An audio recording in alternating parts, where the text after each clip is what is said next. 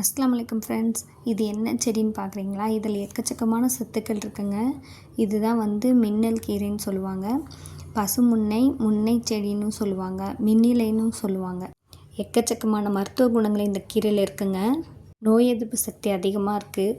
கண் பார்வை அதிகரிக்கும். பார்வை குறைபாடு இருக்கவங்க இந்த கீரையை பருப்பு போட்டு சாப்பிட்லாம். உடல் சூடு தணிக்கும். அப்புறம் பார்த்திங்கன்னா சர்க்கரை நோய்க்கு கூட இந்த கீரையை சாப்பிட சொல்கிறாங்க.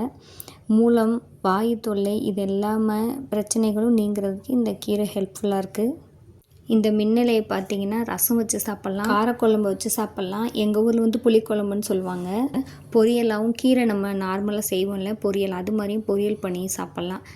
இன்ஷால்லா இந்த கீரை கிடச்சா கண்டிப்பாக ட்ரை பண்ணுங்கள்.